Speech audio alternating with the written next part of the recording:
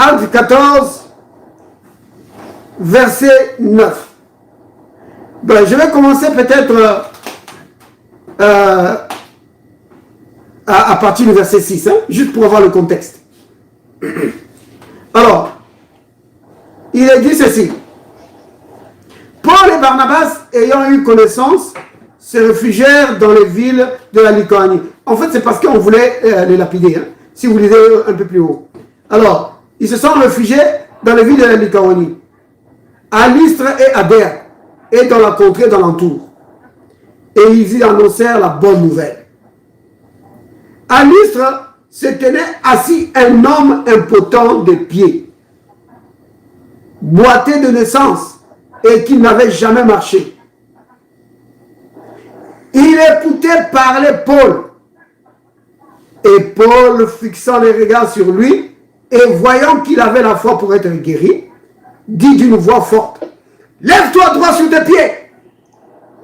Et il se leva d'un bond et marcha. À la vue de ce que Paul avait fait, la foule éleva la voix et dit en langue lycaonienne, « Les dieux, sous une forme humaine, sont descendus vers nous. » Oh là là! Vous vous rendez compte de ça? Ils ont dit, les dieux sous forme humaine sont descendus vers nous. Parce qu'un miracle a été fait. Mais non, bien aimé, je n'ai pas vraiment beaucoup de temps pour entrer dans la profondeur de ce que nous venons de dire. Donc, il est dit que cet homme qui était paralytique, cet homme était là, il écoutait Paul prêcher. Et quand Paul a vu qu'il avait la foi pour être guéri, vous avez entendu? Il avait la foi pour être guéri.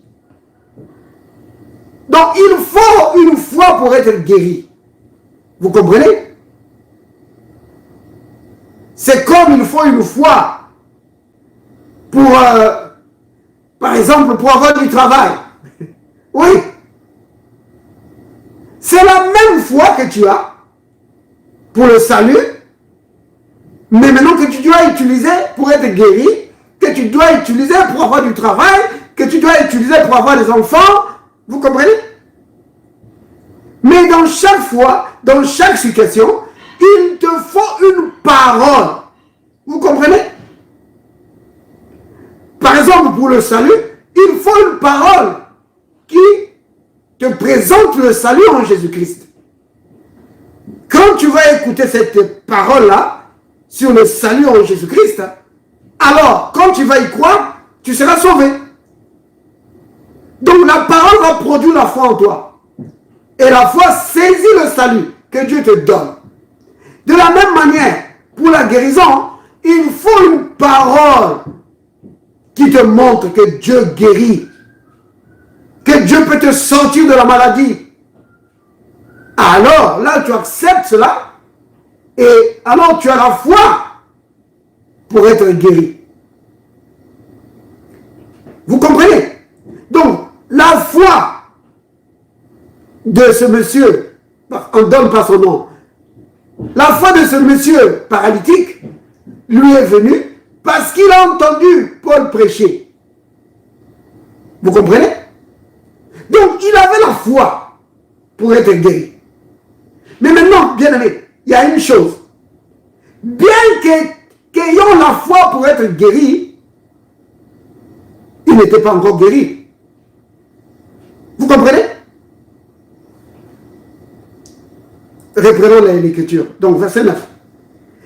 Il écoutait parler Paul. Et Paul, fixant les regards sur lui, et voyant qu'il avait la foi pour être guéri. Vous voyez? La personne avait la foi pour être guéri. Mais il était toujours paralytique. Il était toujours boiteux. Vous voyez? Il n'était pas encore guéri. Mais il avait la foi.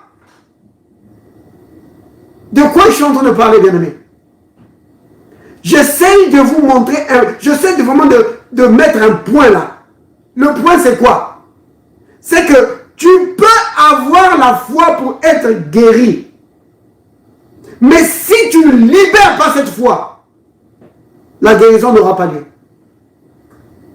Vous comprenez?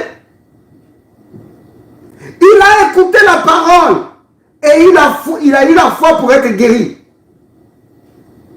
Mais pour que maintenant la guérison puisse être dans son corps, il faut qu'il libère la foi. Vous comprenez? Parce que c'est ta foi qui reçoit la guérison que Dieu te donne.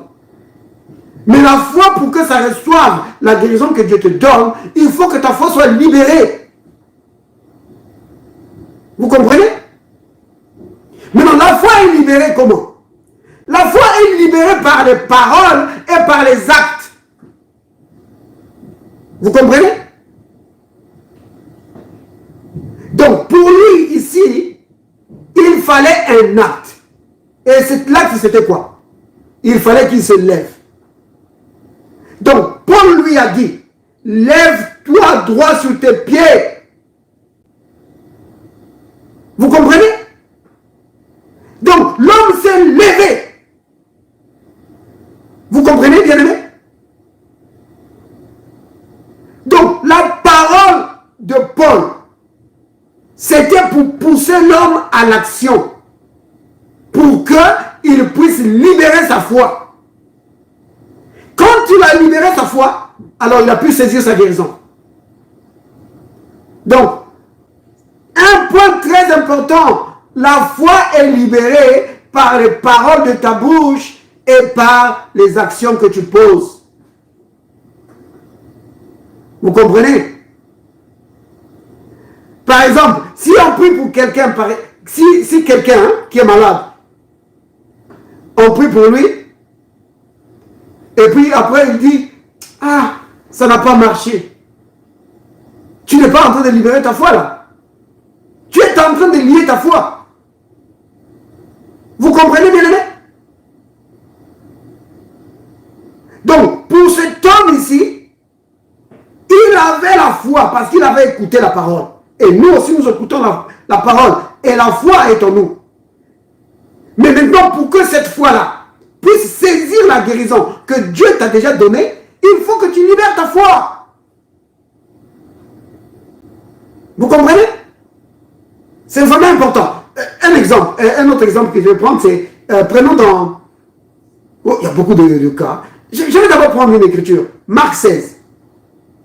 Marc 16, verset 17. Hein? Donc, je vais prendre verset 18. Donc, dans Marc chapitre 16, au verset 18, la Bible parle de... Donc, ça c'est le Christ. Hein? Donc, au départ, c'est un passage que nous connaissons. Parce qu'on dit, voici les signes qui accompagneront ceux qui auront cru. En mon nom, ils chasseront les démons. Ça, c'est le verset 17. Maintenant, au verset 18, on dit, ils imposeront les mains aux malades et les malades seront guéris. Vous voyez? Beaucoup de chrétiens connaissent cette écriture. Quand il lit ça, il dit, je crois cette parole, je crois ça. Maintenant, quand la personne est malade et qu'on impose les mains, quand on impose les mains sur toi et on prie pour toi, il faut maintenant que ta foi saisisse la guérison. Et qu'est-ce que tu vas faire? Tu dois libérer ta foi. Et tu vas la libérer comment? Après qu'on ait prié pour toi, dès que la personne qui prie pour toi dit au nom de Jésus, Amen. Toi tu dis, je suis guéri. Merci Seigneur, je suis guéri. Parce que selon ta parole, il est dit, ils imposeront les mains aux malades et les malades seront guéris. Je suis guéri Seigneur. Je suis guéri. Maintenant, les gens peuvent te dire, oh, mais tu as toujours mal, non? Et surtout Satan, il va te faire remarquer, oh, tu es en train de te mentir à toi-même, tu as toujours mal. N'écoute pas. Continue de libérer ta foi. De dire, Père, merci. Selon ta parole, je suis guéri. Parce que tu as dit, ils imposeront les mains aux malades et les malades seront guéris. Tu ne peux pas mentir, c'est la vérité. Je suis guéri. Vous voyez? Quand tu fais ça, malgré les symptômes, bien-aimé, ta foi est en train d'être libérée et ta foi va saisir la guérison que Dieu t'a déjà donnée. Parce que la guérison, ce n'est pas le jour où on a prié pour toi. La guérison t'a été donnée par Jésus-Christ. Selon qu'il est écrit dans 1 Pierre 2, verset 24. Lui, par le médecin duquel vous avez été guéris. Vous comprenez bien, aimé? Donc, il y a toujours... Donc, il y a deux choses. Donc, écoutez la parole. Et la parole suscite la foi dans ton cœur.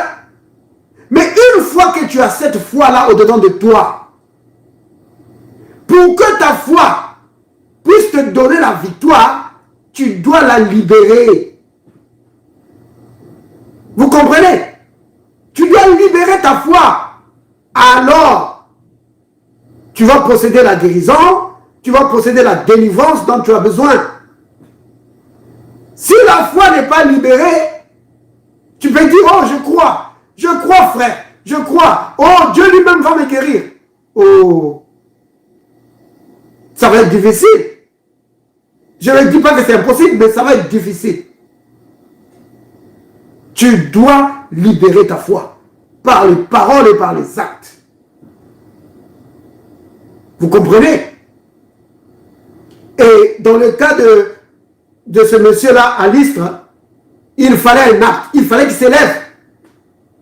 S'il avait dit à Paul, oh, homme de Dieu, on ne t'a pas dit, moi je suis comme ça depuis ma naissance, je ne peux pas me lever. S'il avait dit ça, oh, il n'allait pas avoir la guérison. Il fallait qu'il agisse. Quand Paul lui a dit, lève-toi. Il fallait qu'il se lève. Même s'il avait du mal, il fallait qu'il se lève, s'efforcer de se lever. Pourquoi? Parce que la foi est libérée par les actes.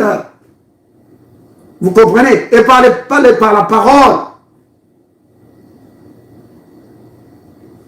C'est vraiment capital. Je vais juste m'arrêter là. Que le Seigneur vous bénisse, bien-aimés. Déjà, mon heure est passée. Amen. Qu'il te bénisse aussi. Amen. Amen. Amen. Amen. Que Dieu te bénisse. Yeah. Vous avez compris ça? Hein? C'était court, mais merveilleux. Amen. Vous avez compris, c'est vraiment capital, ça, libérer la foi. Oui. Amen. Donc même si tu vois que les examens ne tombent pas, ne regarde pas ça. Libère la foi, dis Père, merci. Merci. Je crois dans ton amour et je crois dans ta parole. Une écriture sur laquelle, bon, je ne vais pas continuer de prêcher, mais juste pour ajouter quelque chose. Une écriture sur laquelle nous nous basons souvent. Quand on prie en famille, vous aussi pouvez le faire. C'est Matthieu 18, verset 10. N'est-ce pas, sœur Julie? Bon, ici aussi dans le groupe, on utilise souvent. Si deux d'entre vous s'accordent pour demander une chose quelconque, n'importe quelle chose, ça peut être l'argent, ça peut être le travail, une chose quelconque. Il dit, si vous vous accordez pour demander une chose quelconque, elle vous sera accordée par mon Père qui est dans les cieux. Ça, c'est Jésus qui parle. Jésus n'est pas un menteur. Alors, ça veut dire que quand vous vous accordez et que vous demandez la chose dont vous avez besoin, après avoir prié, vous remerciez le Seigneur, vous dites Seigneur merci, parce que selon ta parole, tu nous l'as accordé, c'est fait, merci Seigneur, merci. Donc, les prochaines fois que vous priez sur le sujet, vous n'oubliez pas de remercier le Seigneur, de vous l'avoir donné. Donc, quand vous êtes en train de remercier Dieu là, qu'est-ce que vous êtes en train de faire? Vous êtes en train de libérer la foi. Parce que souvenez-vous, bien-aimés, c'est la foi qui possède les choses que Dieu nous a données. La foi, c'est la main qui reçoit les bénédictions de Dieu. Vous comprenez? Ce n'est pas ta main physique là qui reçoit, c'est la main de la foi. C'est la foi qui reçoit. Et pour tendre la main de la foi, tu dois parler, tu dois confesser ce que Dieu dit dans sa parole. Tu dis, Père, merci. Je crois cela, que c'est la vérité. Que le Père nous a accordé ce que nous avons demandé. Parce que je me suis accordé avec mon frère et ma soeur. Et tu nous l'as accordé. Père, merci. Merci pour ton amour. Merci pour ta bonté. Ta main agit déjà. Vous voyez? C'est comme ça que tu vas posséder ça. Béni soit le nom du Seigneur. Père, merci pour ces moments que tu nous as accordés. Oh, bénis, Seigneur, chacun de nous, Seigneur. Tu connais les besoins de chacun. Merci pour ta main, Seigneur, qui rencontre les besoins de chaque bien-aimé, Père. Je bénis chacun de nous, Seigneur. Je proclame la vie, la bonne santé, le succès pour chacun de nous, dans le puissant nom de Jésus. Amen. Amen. Soyez bénis, bien-aimés.